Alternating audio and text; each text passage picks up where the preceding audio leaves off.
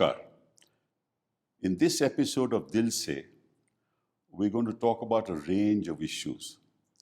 Issues relating to the future of our country, issues relating to the nature of contemporary politics, issues relating to what's happening in West Bengal, issues relating to what's happening in the media, and other issues that will come up during the course of our conversation. But I have with me a very interesting personality. One of the most eloquent members of parliament in this country. He electrifies the House when he enters the House, because we know something is afoot. Let me tell you a bit about him. He was an anchor, a quizmaster. As an anchor, he won 3 consecutive awards in the Indian Television Academy. He's written about 58 quizzes along with references. He's been in Parliament for 3 terms. He's the leader of the Trinamool Congress in Parliament. And I won't say he's a troubleshooter, but he evokes both respect and animosity. Respect for what he says and animosity also for what he says. So I have Derek O'Brien with me. Thank you very much for being here. Thank you, Mr. Sibal. You've really touched me with that introduction. And You deserve it. You deserve it. You're very Every kind. bit of it. You're very kind. And I must tell you, it's an honor and a privilege to be talking to you. I haven't done a television interview for the last 9 or 10 months. Mm-hmm. But as I wrote about a year ago in one of the columns I write for the Indian Express, that the time has come for the politician journalist. And you are India's first politician journalist, because you have actually, you're a seasoned lawyer, we all know that, accomplished. But you've actually taken the initiative of doing this program once every week or twice every week. And you're truly, when the history of Indian media is written, you will be the first politician journalist. Well, I don't know about that. The reason why I thought of these shows, that I believe that the mainstream media, and we'll start with the media after I say this, I believe that the mainstream media is not bringing information to the doorsteps of Indian citizens.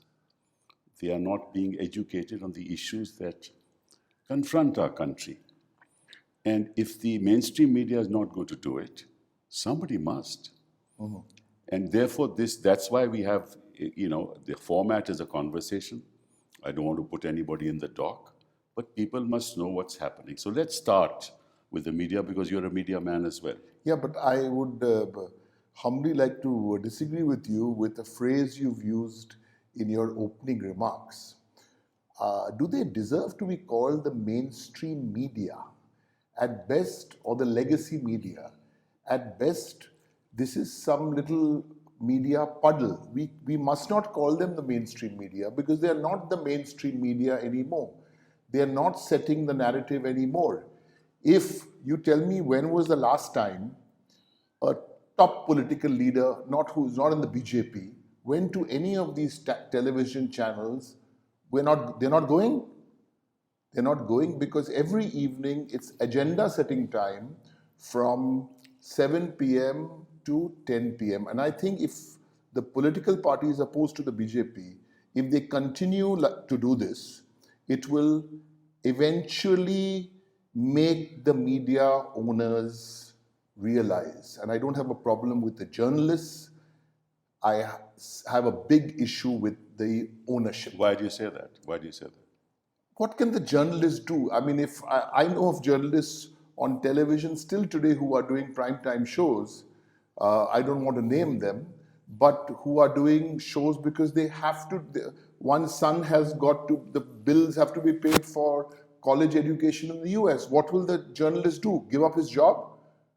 So this is the situation. It's the media owner, and we have to call out these media owners.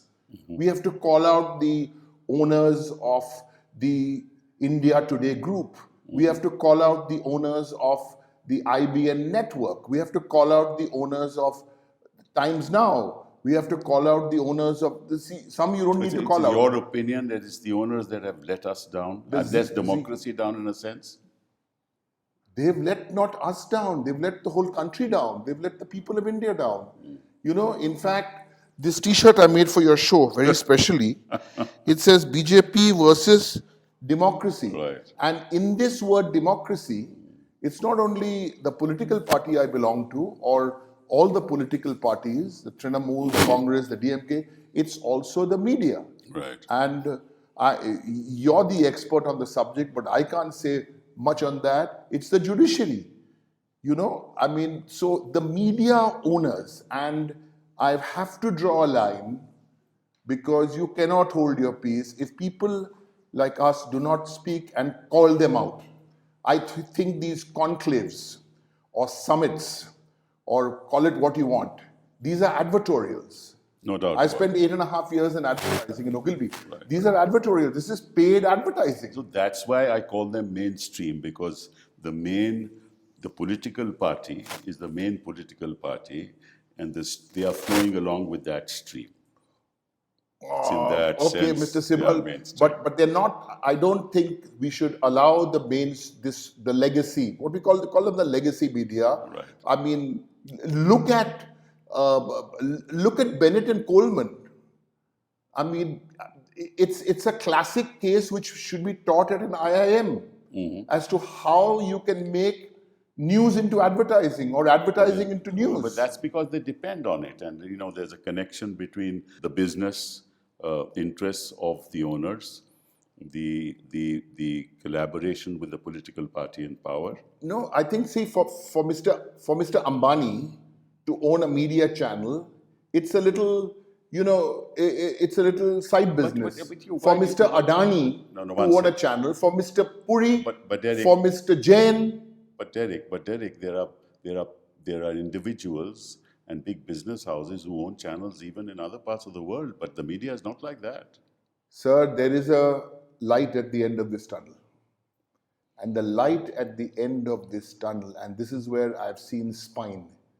The spine is in the vernacular. Still, there are some newspapers, there are some digital platforms. Even one or two English newspapers. Yes. And there are some platforms. And today, even today, I mean, there are so many independent people who are creating platforms. See, somebody like you have the resources. People can't get 1 hour of your time even if they pay money, but you're willing to do this pro bono because you want to do this. I mean, you're enjoying it. I can sense you're enjoying it more than the Supreme Court also. I don't know about that. In that sense. But you know, you're enjoying, and this is the way where we have to come and chat. You're not coming here grilling me. We're just having a conversation. As a conversation, as you say. Now the focus is this. The focus is this, because doesn't matter. The seat sharing didn't take place. Right. In Meghalaya, we got 28% vote, but we still didn't get the seat. I'm willing to let all that go. By the way, and this will startle you, in Bengal, the Trinamool is fighting who? The BJP, the CPIM, our usual rival, and the Congress. But we are still here in Delhi. Right. Well, I understand that. All right, therefore, the answer to that question is not clear. You say, as far as Bengal is concerned, we have a story to tell, we have a vision, and therefore we'll take that to the people. The fact of the matter is that in 2019, you got 33 seats in Parliament, for Parliament. 2014. 14, you got 34. 34. And 2019, you came down to 22. Yes. Right? Yes. Now, I'm not going to ask you about numbers. No, I can tell you about the numbers. Do you think the momentum is still on and it's going on? Okay, here's the story.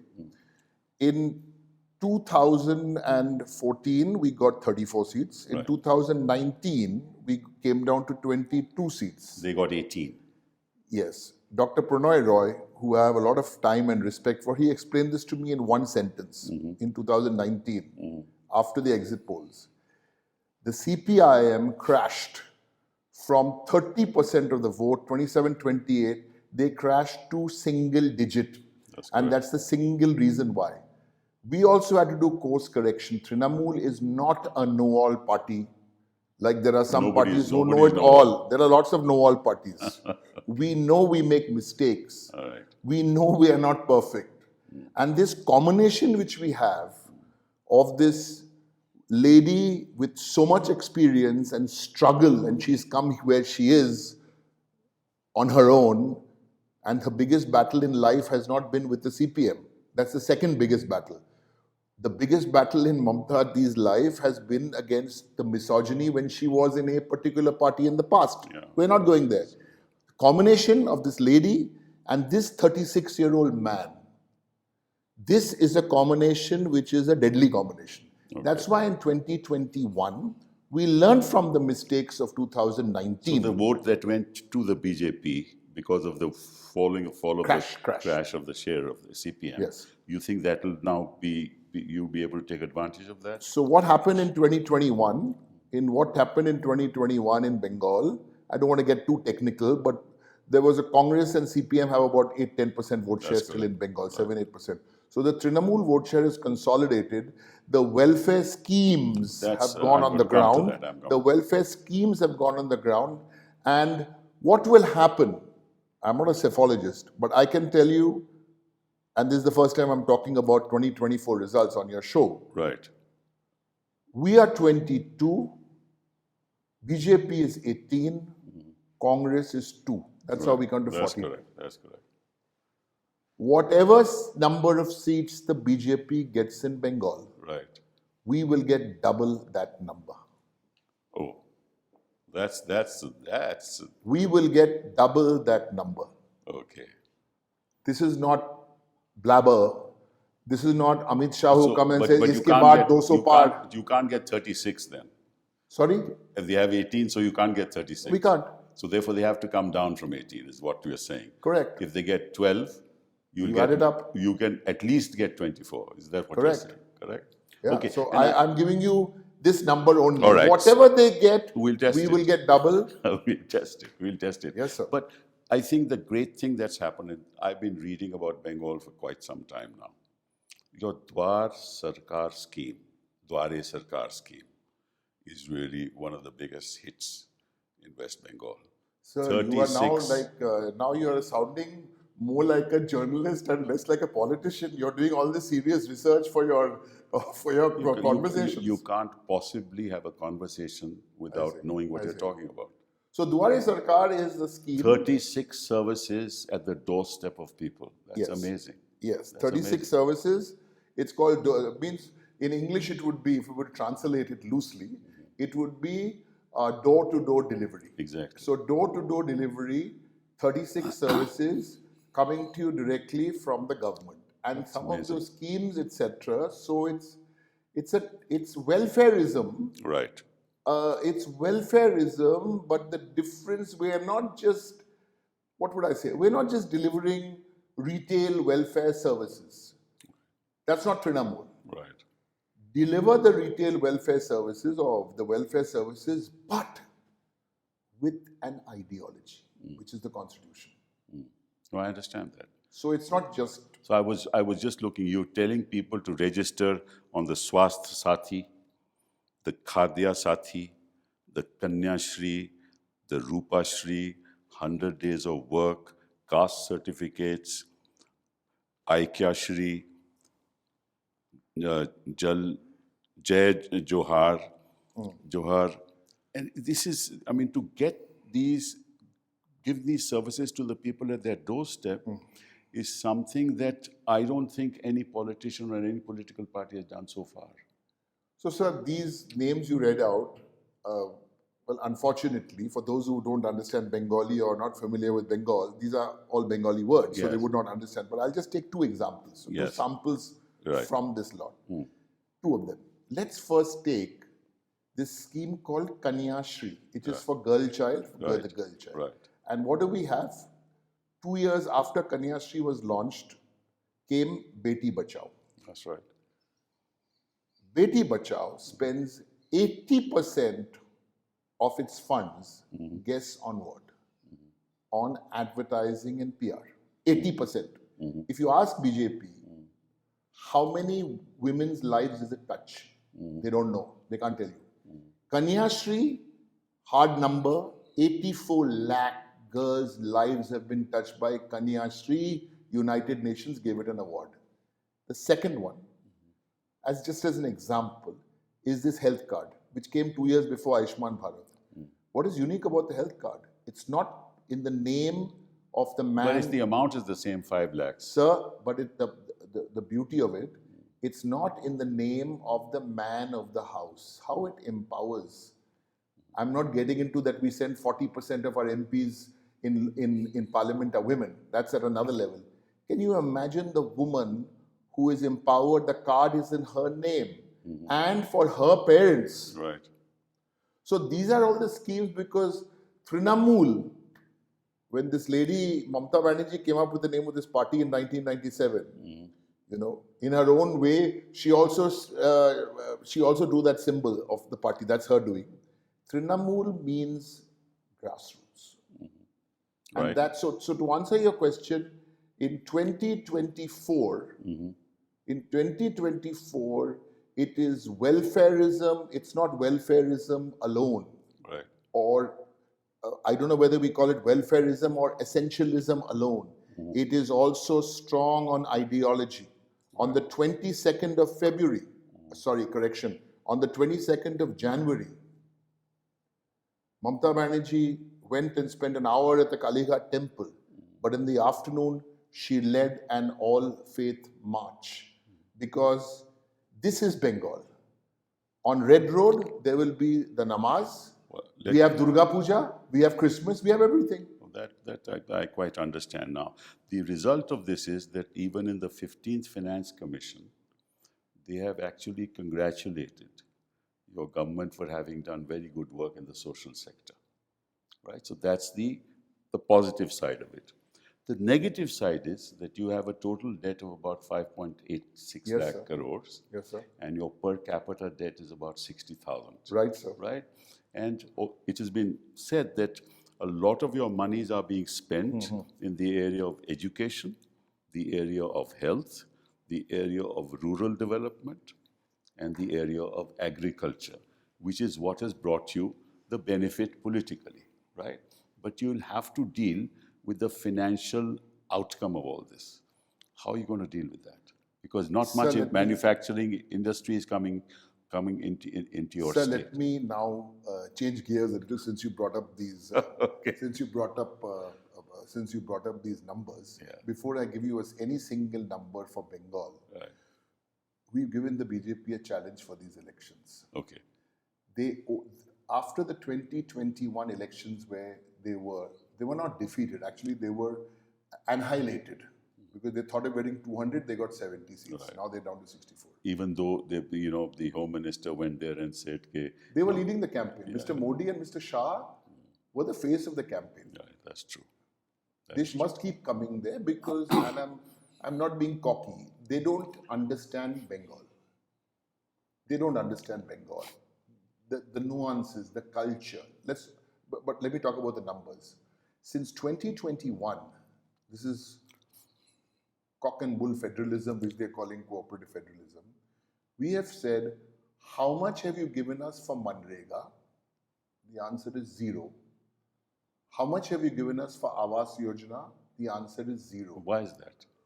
Because they are depriving the people of Bengal. There are 18 MPs of BJP from Bengal, and that's why they will do very badly this time. The MPs themselves are going and saying, block the funds, block the funds. Now what did we do for Manrega? These are the facts.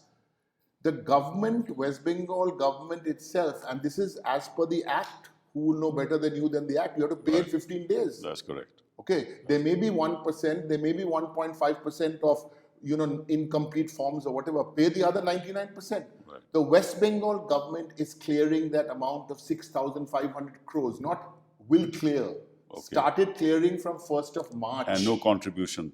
No contribution from the center. Oh, the West Bengal government is clearing. Total West Bengal government funds which have been given, 4,60,000 crores has been given to the union government. How much of our money is held up? 1,60,000 crores. So you're talking about that's why the debt, that's why the per capita. Now you come, yes, now. This is my old habit, so sometimes That's fine. my That's fine. GSDP up 4 times. That's right. When we came to power in 2011, 4 lakh crores. You are the Sir, fourth, your state is the fourth largest economy in the sir, country. from 4 lakh, it is up to 17 lakh. I'm telling you, your state is the fourth largest economy in the country. Sir, state revenue is up by 10%. I'm almost sounding like Dr. Amit It's Mitra. 9.29%. Right, sir? To be exact. GSVA manufacturing growth. National average is 6.5, Bengal is 7.7%. And the one favorite I like to talk about is farmer income. Yes. Because Modi guarantee. You know the Modi guarantee, no warranty. Right. That's our campaign in Bengal. That's Modi correct. guarantee, one side Modi guarantee, one side Didi guarantee. You decide. So Modi guarantee says he'll double farmer income. At current rates, he'll double it at 2030. Mamata Banerjee, the government, from 91,000 when we took over in 2011, it is now 3 lakh farmer income. So this concept where Mr. Modi has put out his guarantees and Mamata Banerjee, we've got Didi guarantee. That's a simple message to Bengal. Nothing more. You just put this out. It's a people-centric policies ultimately will win you votes. There's no doubt about that. And I think that that's the message that you are trying to give. But Bengal otherwise also is the largest rice-producing state in the country. The largest? Rice-producing state in the country, right? Yes, sir. Fish, it is a huge economy based on fish. Then it's the second largest tea economy in the country. Then it's third in mineral production. Sir, in all this very good, there is also the soft side of it. You know, one of the largest boom industries, if I may call it that, set up by Mamata Banerjee's government in the last 10, 12, 13 years, has been the Durga Puja festival. Right. Crores of rupees. It's 1 week. It's become, it's much more than a festival, as she says so beautifully. Religion is private. Always should be. Festivals are for everyone. That's correct. And that is where the BJP are not understanding Bengal. They don't understand Bengal. But they understand the rest of India. Northern India. You see, sir, understand, I don't know now, because I mean, because it's the opposite. It's the opposite in the northern belt. So I have to concede that in north, obviously, in west, and whenever they are up against the Congress party,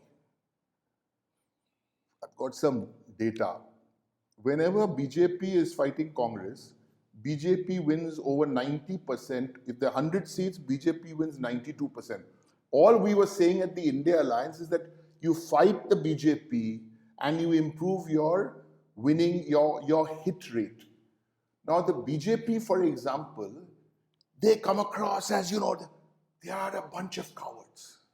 Modi and Shah, all flaff, all big talk, nothing. You hit them hard. You tell them. You tell Modi and Shah, go and give, in the next 5 years, you're talking big, you're running how many state governments? Give LPG for the next 5 years free gas. Will they give?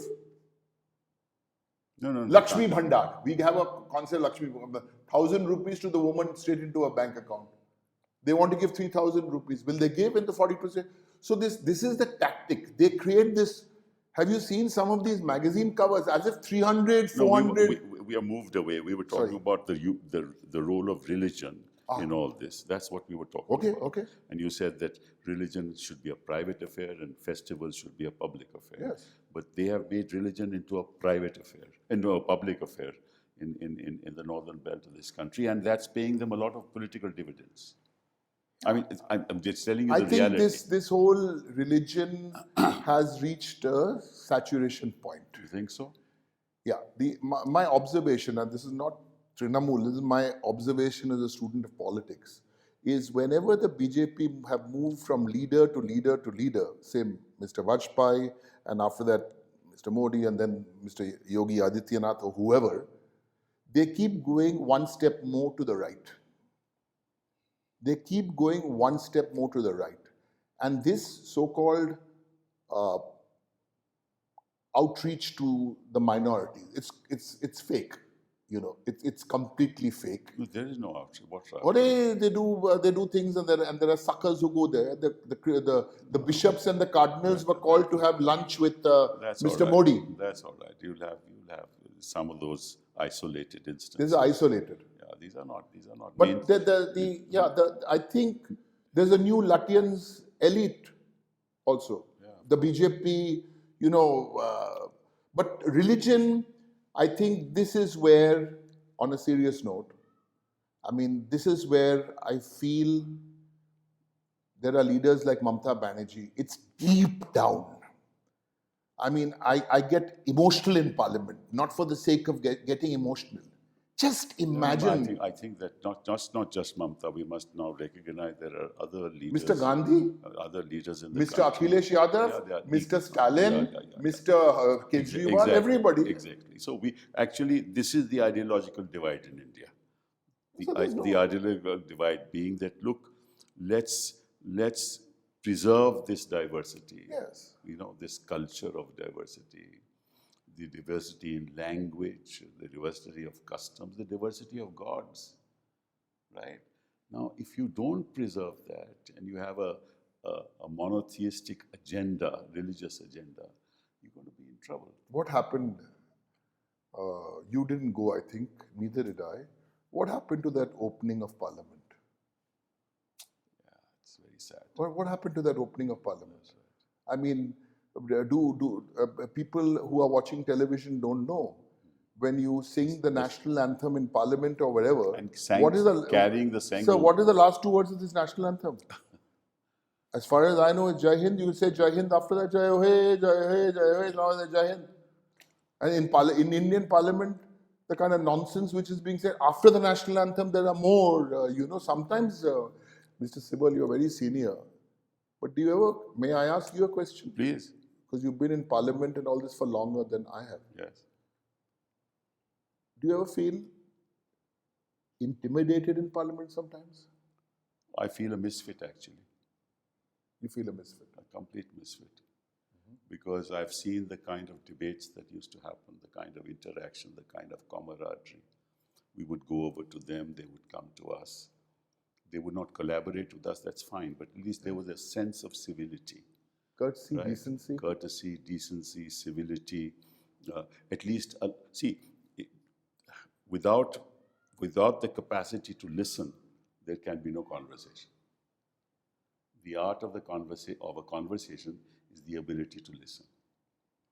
And this party, the BJP, has stopped listening.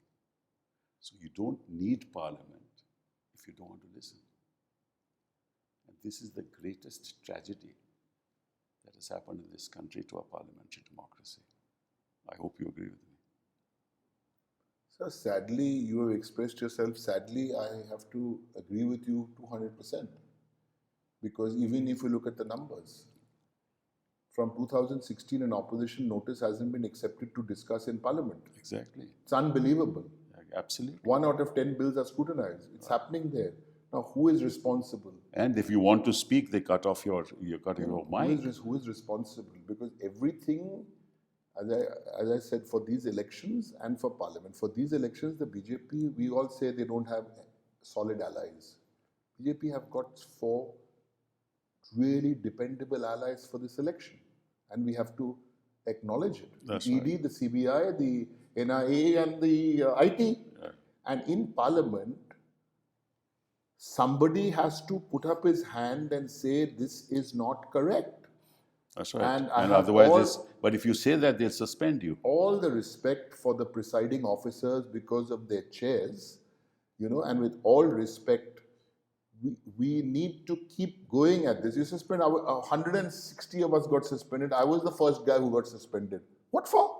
Nothing. They said you went near the chair and you raised your hands. That's what the allegation is. That's what you did. Why did I raise my hands? Because in 2000, the last time there was a Parliament attack, there was a 2-day discussion on the subject of I the know parliament that. attack. I know that. 2-day discussion. That's right. Who spoke? It wasn't Congress. It was the BJP government. The Prime Minister spoke, the Home Minister spoke, and the Foreign Minister spoke. Correct. Now this time, There's a security breach and you're not allowed to speak. where was the security breach? Last time was outside Parliament. This was inside. Inside the sanctum. What was I asking for? I was asking for a notice. Right. And 167 of us. So I think elections will come and elections will go. But this soul searching has to be done. In all this, I have hope. And I'll tell you why, because again, I come from Bengal. I was 16 when the communists came to power. By the time I was 25, I thought, finish, my whole life will go, but the communists will still be in power.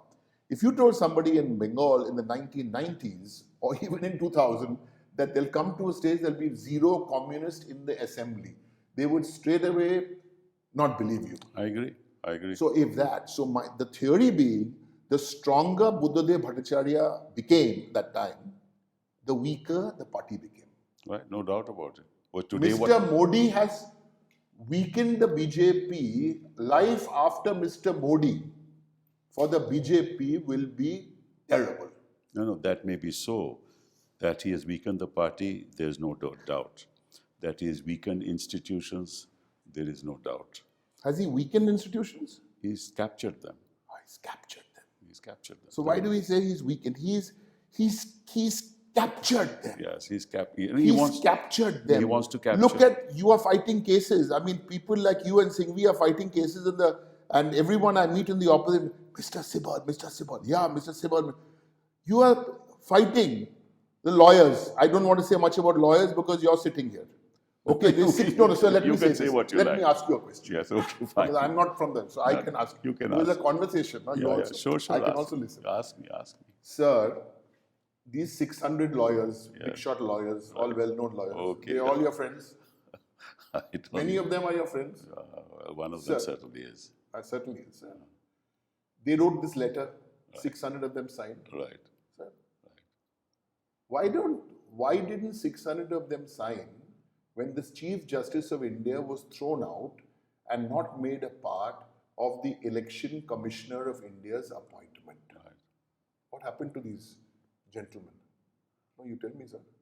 No, I can't speak for them because I don't think like them. No, but they didn't write?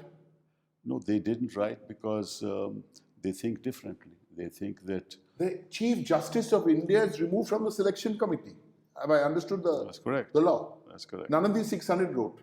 Did these 600 write? Not removed. Legislation is passed saying that the selection committee will not include the So that he's not there. He's not removed because Okay, there's sir, a judgment of the Supreme Court. Right, sir, he's not there. They in a sense went against the judgment of the Supreme Court and decided these 600 people didn't write for our honorable nominated Rajya Sabha MP, who I don't say good morning to. Yes. They didn't write for him. He was a justice, chief justice. Now he comes somewhere and hangs around in the backbenches of Rajya Sabha because of all what he's done. Nobody wrote for him. 600 judges didn't write for him. So you are an important member of the judiciary. I am an important member of the fraternity. But the point is that it's best not to deal with this for the simple reason that these are colleagues, and sometimes colleagues go wayward. And I'm sure that in time they will realize that their main duty, their chief duty as lawyers in the community is to defend the Constitution of India. And the only way to defend the Constitution of India is to stand up and fight for the rights given to the citizens of India. Sir, I'm enjoying this part of the interview more because I'm asking you the questions. No, but that's fine. Sir, the way what happened to Mr. Kejriwal, would that happen to a governor in the US? I have said it is shocking. Why Kejriwal? Hemant Soren. Then? And there is no evidence whatsoever. What's the name? Then? What happened to the ministers who are in jail? They're not getting bail. For what? I mean, what happened to ordinary people who are incarcerated for no reason at all? What happens when district courts don't grant bail to people. But then What it happens? saddens me Do any lawyers who have written this letter stand up for them? but Mr. Sibal, you're still saying you're using soft words like they weaken institutions. They have captured these institutions. They've made it into extensions of the RSS shakas. Maybe so, maybe so. I'm not saying no to that, but the consequences will happen in time. But let me. Okay. Now we're going back to the Modi Vasu. In the context of what you said, that they are No. capturing things. When a prime minister of a country says, "I want a double-engine sarkar," That's anti-constitutional. It's No, no. against federalism. What does it mean? It means that you in Meghalaya. No, let me tell you what I think it means. Please. It means that I don't want any opposition government in any state in this country, right? Isn't that contrary to the very ethos of our constitutional It's the culture? structure of the constitution. Yes. It's the Can any prime structure. minister make a statement like that I want a double-engine sarkar? No, it's completely to my limited. Has any lawyer stood up and said, why is he saying that? So we've discussed everybody here. We've discussed lawyers. We've discussed the media. You've discussed the political parties, what alliances we can do and can't do. But you've left out the happy corporates who want their butter on both sides. And no one says a word about it. I don't mind the billionaires can become They have it. They have their butter on both sides. What's your view on crony capitalism? Well, it's entrenched in India. Entrenched, so structurally entrenched that it is very difficult to get rid of it. Will Kapil Sibal in his lifetime see Prime Minister Modi with the designation ex-Prime Minister or former Prime Minister? Well, quite frankly, I don't think in those terms, whether he'll be X or Y.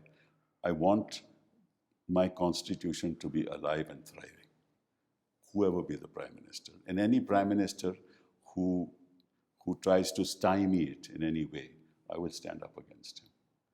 So when people like us speak and we learn so much from you, and we speak in the media and we keep saying, protect the Constitution, and you're a constitutional expert, what are the one or two basic foundations of the Constitution which are at stake? If you were to keep all the not so important, but the two or three really the foundations. No. What is at stake is the institutional pillars which stand in the way of excessive executive power, exercise of power. And what are those institutional pillars? The media, captured. Right? The Election Commission of India, captured. The institution of governor, captured. Parliament, non-functional. Governors are long arms of the government.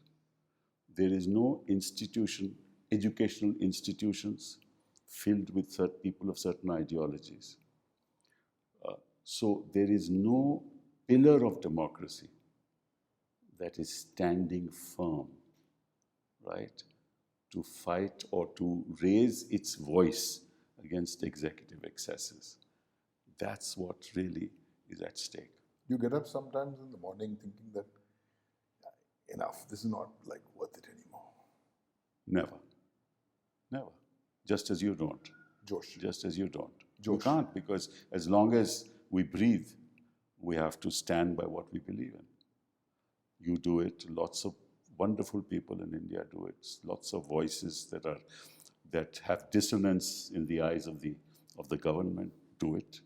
Millions of people do it. My friend who wrote this, made this T-shirt, she also does it in the civil society. No, they do it. She's not an MP or lots of there. She's a very well-known international writer. My belief, I'm sorry to say this, and I'll say it publicly, my belief is Modi will be defeated by the people of India,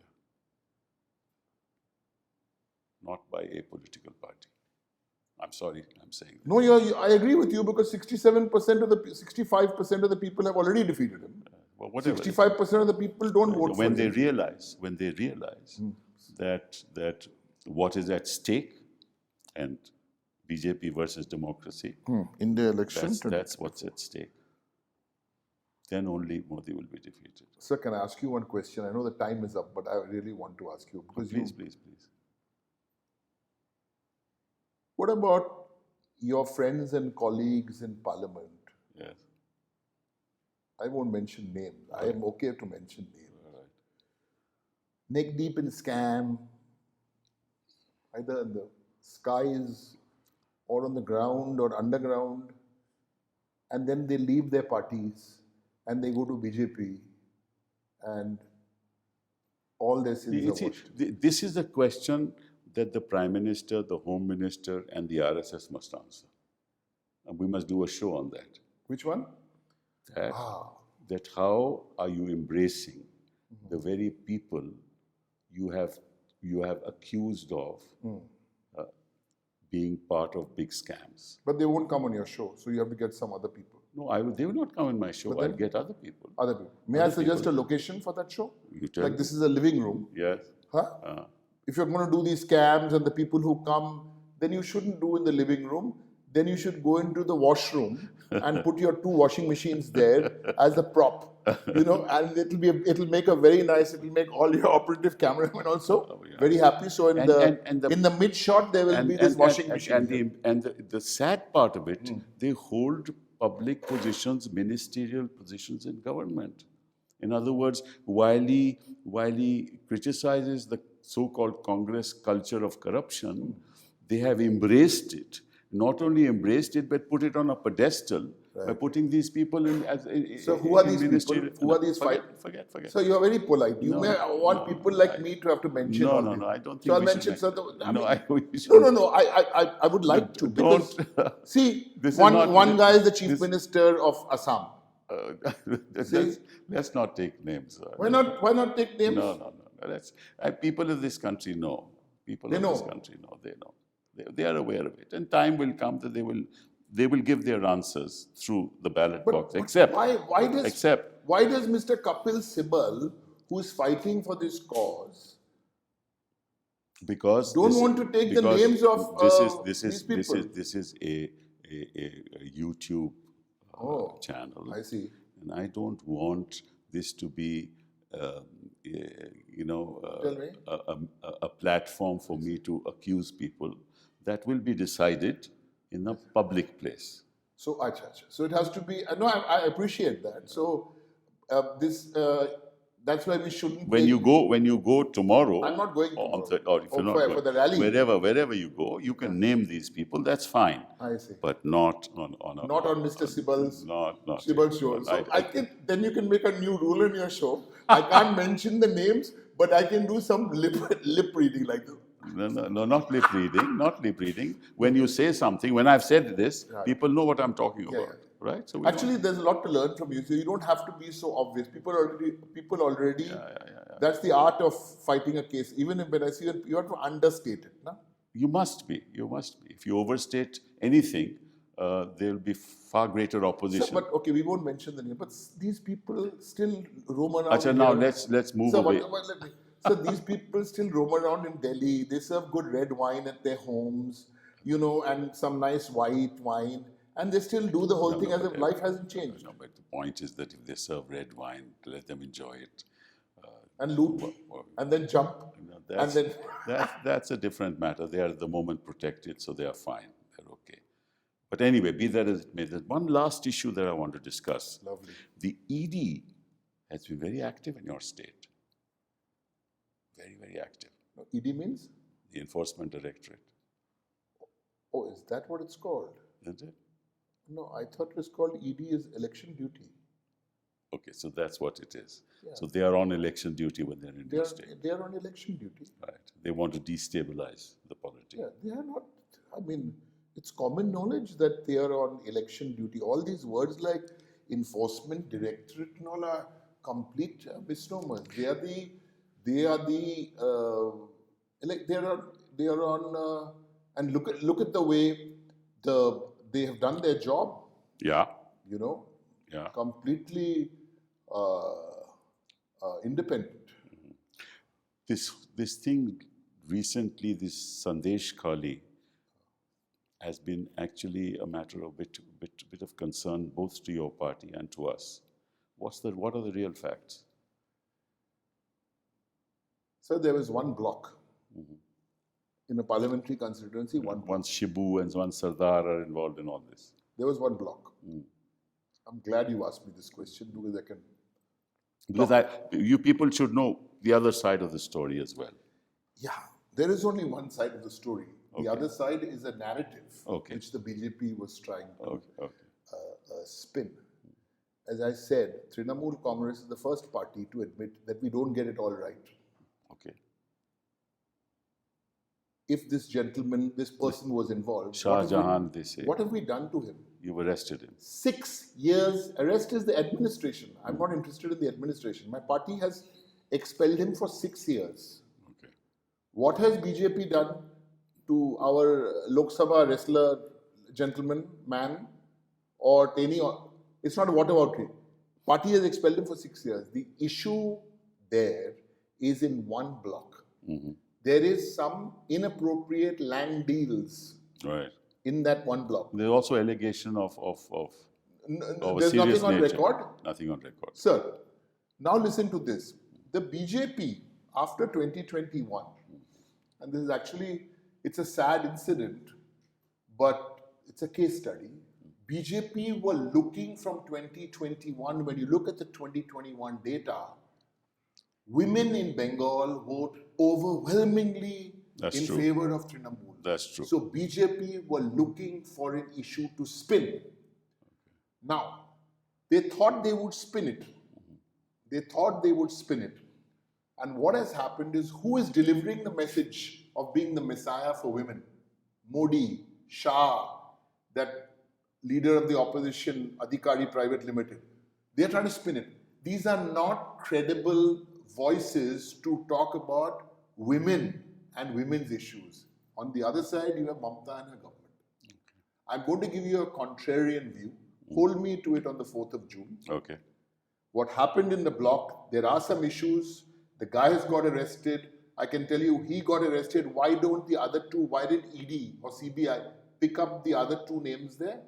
Because of their surname. They weren't picked up. This guy was picked up. So now what has happened is they cannot deliver on the women empowerment. Hold me to this. In that constituency, the BJP will be annihilated by 2 to 3 to 4 lakh votes. Oh, wow. That's the reality.